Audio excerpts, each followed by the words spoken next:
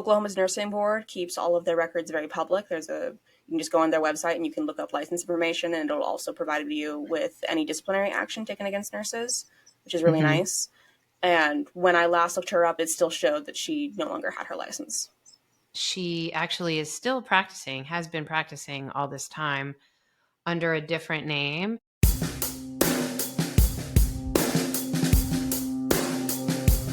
This is Medispa Mayhem, the podcast all about the chaotic world of medical aesthetics.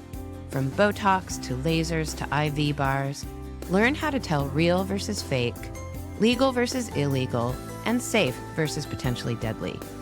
Hear the crazy stories inside the med spa world and find out what questions to ask and how to spot the people cutting corners. I'm your host, Dr. Kate D. Together, we explore the wild west of medicine that is the aesthetics industry.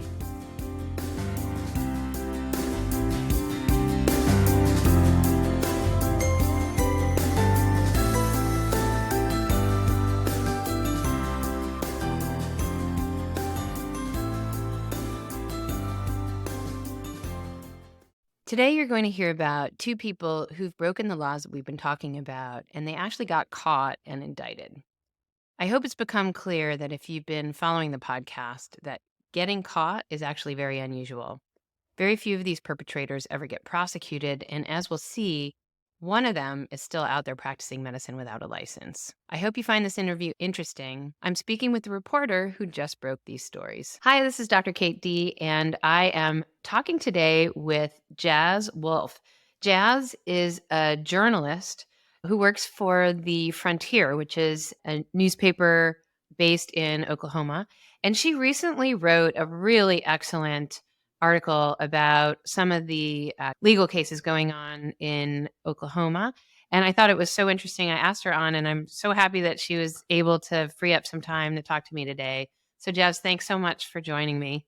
Thank you for having me. I'm really excited. Yeah, the article just came out a few days ago, and it talks about two main cases that happen in Oklahoma. The first one I had heard about before. It was this nurse who, her name was Kaye Sanders. She's 62. She's from Tulsa, and she owned and ran a medical spa in Oklahoma called Kaye. And can you tell a little bit about what was going on there and what the case was all about? Yeah, absolutely. Kaye Sanders, or Lisa Sanders, she went by a couple different names. She ran this medical spa and had multiple suits against her, specifically against her, for just mistreatment. Each case varied. The oldest case that I found was a man complaining about her improperly doing tattoo removal procedures. And then later cases were just her doing improper traditional medical spa procedures, Botox injections, things like that, which, according to the suits, led to a lot of very serious complications for these patients, including permanent scarring, permanent pain, things like that. Okay. And was she an RN or was she a nurse practitioner? I know she had a license from the nursing board of some kind.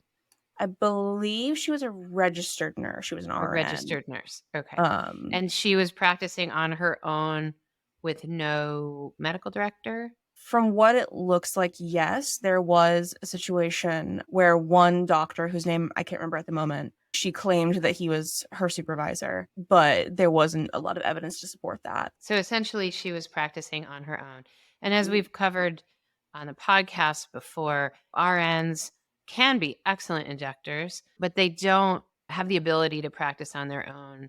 They can't practice medicine. They can't prescribe Botox, for instance, or a laser treatment. They could carry that out under a doctor's orders. So it sounds like she was practicing out of the scope of her license. Yeah. So I will say I got in touch with her attorney for the federal case that she was indicted on, and he claims that none of that is true and that she was practicing within her scope, but she was still found guilty. Interesting. So what you wrote about was that besides not having medical supervision, she was purchasing and injecting illegal products.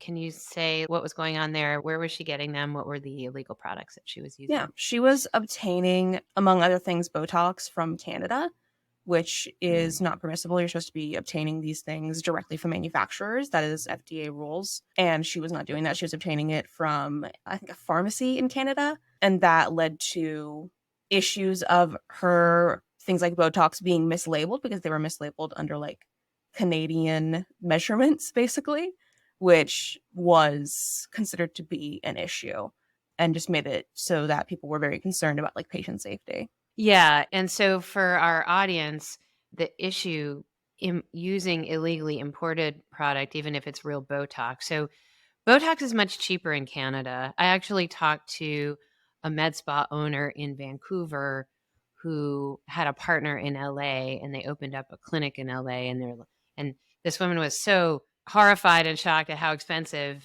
it is in the United States compared to Canada. And that's true, but it is not legal to buy it in Canada and import it into the US. And there actually are a number of companies that do that either from Canada or Europe or some other foreign countries. And the issues with that is that you don't know how it's shipped. So the Botox has to be shipped on dry ice. It has to be kept really cold or it essentially goes bad. It'll break down, so it won't be effective. So when something's illegally imported, you don't know how it's shipped. It could be in a hot container or whatever. And then all of the expiration dates that might be like much sooner because or it might be expired because you've just now shipped it over a long distance. And then also, if there's anything wrong with the lot number or whatever, the company that makes it, Allergan, will not help you. So they can't say, "Oh gosh, you had some issue, we'll replace it for you." They'll be like, "Where'd you get that?" Because you illegally imported it. So there are a lot of issues with that. So if it's actual real Botox but comes from a foreign country, it still doesn't mean that it's okay or that it's just as good as Botox that you got here. And I had read she had also been injecting filler that was illegally imported. Yeah, I can't remember the name off the top of my head. I think it started with an L or something like that. But that was also being transported from Canada to our Yeah. clinic. And the filler is also pretty problematic because they have different fillers in other countries that we don't have here. So a lot of those can be not FDA approved because they're like a different version of it, different fillers or different manufacturers. So what happened to her? So a lot of patients had complained, and I guess there was more than one lawsuit, but the one that got her indicted was the illegal importation thing. That was a federal indictment for illegally transporting and utilizing drugs on her patients without informing them properly. There was a few other counts within that indictment for I think, like mail fraud and things like that, but those ended up being dismissed, but she was found guilty for using and purchasing illegal Okay. drugs. The indictment happened in 2020. I saw that some of the lawsuits were, at least one of them was dismissed in 21, and I couldn't figure out whether it was just settled or whatever. But the result of that was that she lost her nursing license. And as far as I could tell, she was not eligible to reapply for a license for 3 years, right? I don't know the exact timing, but that 3-year time frame would be right around now. So is there any evidence that she has a license now? Did she reapply or can we find that? Not that I've found. Oklahoma's nursing board keeps all of their records very public. You can just go on their website and you can look up license information, and it'll also provide you with any disciplinary action taken against nurses, which is really Mhm. nice. And when I last looked her up about probably a month ago at this point, it still showed that she no longer had her license. Okay. And she actually is still practicing, has been practicing all this time under a different name. And I was told that was Anointed. But if you go to the Anointed Med Spa website, there's no mention of her on it at all. I think there used to be, but they deleted that. I'm wondering whether they deleted that in response to your digging around for your article. Do you have any idea? Did you see it on there before? I have no clue. I did not see it on there when I first looked at it, but I had already started putting feelers out before I looked at the website, so Mhm. it's possible. Yeah. You can tell that it's hers because if you look at Google reviews, they a lot of the reviews mention her by name. So I think what happened was she lost her license, shut down the old spa, opened up a new one, and now scrubbed her name from it, but she's still owning it, operating it.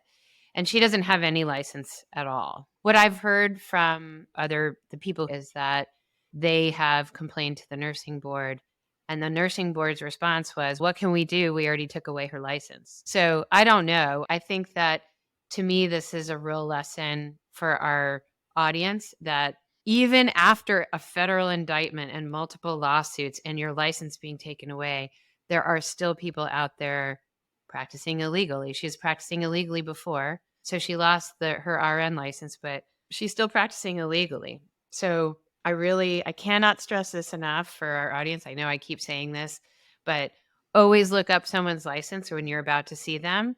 Look them up. It's actually really easy to look them up, and you can tell whether somebody has a license or not, whether a doctor or a nurse or a PA. So that's like the number one thing. And then the second question is, do you have a medical director, and who is that? And then look that person up. And then just ask to see the medical director, because if the medical director is doing their job, they're there sometimes. That medical director doesn't have to be there all the time, but they're supposed to be there managing it, managing all the people who are working under their license. And they should be at least available in some way to respond if there's ever a need. So, is there anything about that case that you want to share? One thing that I found very interesting is if you go through the documents of the case, and when I had an email exchange with her attorney for this case as well, he explained this. Her team's defense was that, yes, she did purchase Botox and I believe Drew from Canada, but this is because Allergan makes prices too expensive in the United States. So Yeah, she was simply trying to save Allergan. money. And he claimed that Allergan utilized the FDA as Botox police, is the phrasing he used. Um, it's a really interesting question, right? There are a lot of medications. I would say most medications are less expensive in Europe and less expensive in Canada. I know many years ago when I went through IVF to try to get pregnant, the advice to me back then, and this is 20 years ago, was to purchase the fertility meds from an online company that I think imported it from Europe. And it was a tiny fraction of the cost of getting them here in America. And I think at that time it was very early on in our experience with the internet, because this was a really long time ago. And I don't think that people realize that's illegal. And there are a couple companies. I get emails all the time and ads in my personal Facebook feed for these companies that are, they say FDA approved, they say legal in the United States, and they're totally illegal. They're importing it, but they don't, they obviously don't tell you that. And if you're very new in the industry, you might not know. But this woman, she had been practicing in the industry, I think, for 12 years before this ever happened. And so she knew. Like, I can imagine in the first year, if you're first setting up shop, you don't realize, oh, this is not okay. For everybody listening too, you can order almost anything off the internet, including completely fake stuff off of not just Amazon, but Alibaba, which is China's version of Amazon. And all these places are busy, like taking a vial of something cheap and putting a new label on it and selling it as Botox or Ozempic or any of these really popular drugs here in the States. Super dangerous. It's really bad. I've had someone ask me recently, another reporter asked me, is it possible that someone does this and they just don't know they're doing something illegal? And I would say that in the, I can imagine that could happen. I do think that the vast majority of people who are doing it, they know they're doing something illegal. They know that they're just like, oh, I can't pay $700 a vial for Botox. I'm going to find it cheaper. That I think it is true that it is much cheaper in Canada, and we could go there and get the Botox, but that wouldn't. You could drive there and go see a practitioner in Canada and probably pay less money than we pay here for sure. But you can't import it. And that's true of every single drug. It's not just Botox, it's not just Allergan using the FDA as police.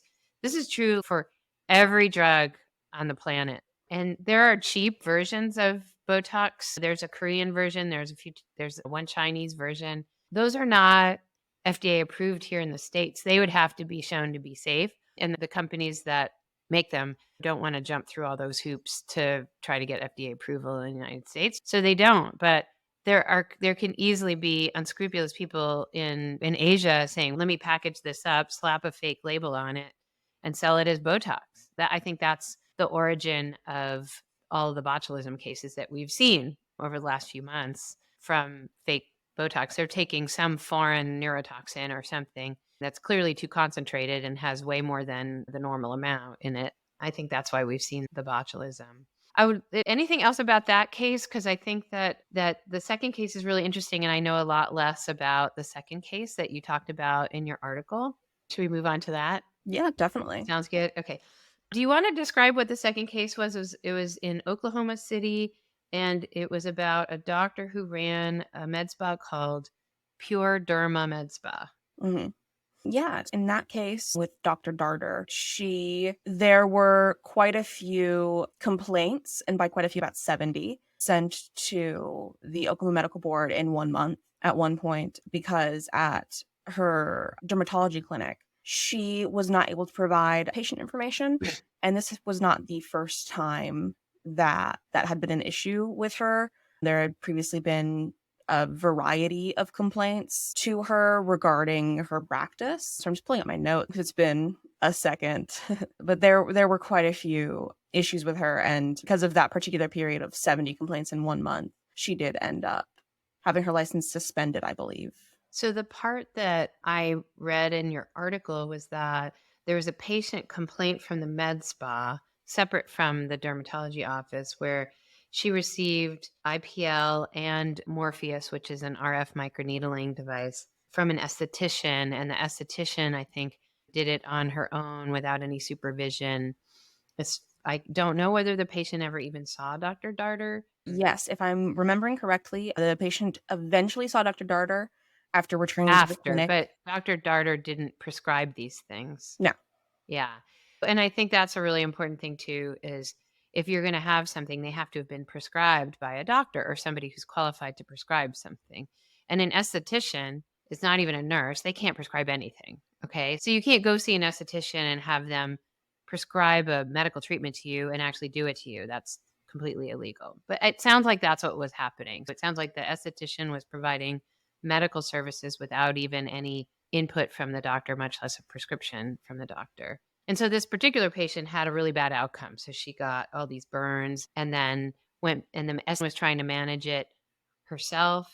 And then at one point you described scraping the blistered burns away, and that sounded really scary to me. I don't know what the outcome was, whether the patient was scarred from all that. That would be really common to get scarring or hypopigmentation from that.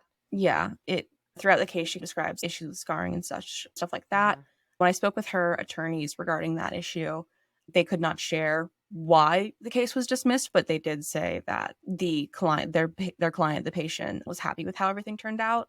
It's possible that it was maybe settled outside of court. So we don't really know what happened with that lawsuit. But meanwhile, Dr. Dard, her license was suspended. Is that still suspended? Did she lose it completely, or was it just suspended temporarily? Is she back in practice? Do you know? As far as I know, I don't know if it was a permanent suspension, but I know it was suspended. And last I checked, she was not practicing again. Okay. Other thing that you wrote in your article was that the cosmetology board that licensed the esthetician hasn't done anything about that, about sanctioning the esthetician or anything like that. From what I can tell, no. The cosmetology board is not as transparent as like the nursing board is regarding their licensing. Okay. They have a page that shows what licenses they have revoked for each year, but it's not very clear how often they update that. Sure. I think that what ends up happening with these cases is that Oklahoma requires that doctor to be overseeing the esthetician who's working under her. And if that doctor doesn't oversee the esthetician, it's the doctor who gets punished, not the esthetician. And the esthetician who went about her day saying, "Oh, she lets me do this and that, and oh, I'm happy to do it," they don't usually get punished in any way. They're treated, "Oh, this wasn't, the doctor was at fault. They didn't manage you. It's not really your fault." And what I've found is that's the case with nurses as well. So if an RN does something that harms a patient or whatever, it's the doctor who's managing the RN who's blamed, and the doctor's malpractice that covers that. And so typically when the case is that there's an esthetician or an RN who opens their own spa, practices on their own, has no medical director, there's usually no malpractice, because no malpractice would cover that, because that's not legal. So when there's somebody who doesn't have any insurance and isn't really licensed to practice medicine, first of all, that's a felony, right? But usually that there's not a lot of enforcement there, which is something that I'm hoping with educating the public that will change that. But when there is a medical director, right? So I have my medical director. I was doing everything totally legally, which is what Kaye Sanders was saying, right? But through her lawyer, I had one. Usually it's the medical director who gets sanctioned. They lose their license, they get warned or whatever it is, and it's their malpractice. I interviewed this patient on a previous episode who had a lot of scarring from a procedure who the person who performed that was a non-medical, like completely non-medical, no license whatsoever. Not only did they not have a license or a medical director, they didn't have any insurance. And so there was no recourse for this girl who got scarred. There's no lawsuit. The lawyers wouldn't take her case. They're like, there's no money to be had. And so you're completely out of luck if that's the case. So that's really why I've harped on this, but always ask who the medical director is, look them up, always ask what the license is of the person they're seeing and look them up and make sure that they're actually doing this legally. If not, don't go. Just don't go, because if they're cutting one corner, they're probably cutting other corners. Kaye Sanders was importing fake or importing illegal products into the US. They could be cutting a lot of other corners with sterility and other products. And so anyway, yeah, I really appreciate the investigation that you did. I think the article was excellent. And for anybody who's interested, we'll have a link to the article in our show notes. And the journal is The Frontier in Oklahoma. Jazz, is there anything else you'd like to leave our audience with? No, just thank you very much for taking the time to chat with me. Yeah, keep up the excellent work. All right, thanks so much for being here today. Thank you. If you've learned something and like what we're doing, please tell your friends and give us a 5-star rating in your podcast app. If you have a question or a crazy story of your own you'd like to share, please send an email or voice recording to info@drkatedee.com. That's DRKATEDEE.com. Or reach us through the website, medspamayhem.com. And read the book. Medspa Mayhem is available everywhere books are sold. Thanks for listening. Thanks for being with me today. It's been fun and interesting to hear some of your stories. Please reach out if you have something to share about your experience with the aesthetics industry, good or bad. Whether you've worked in it or have had treatments in a med spa, I'd love to hear from you.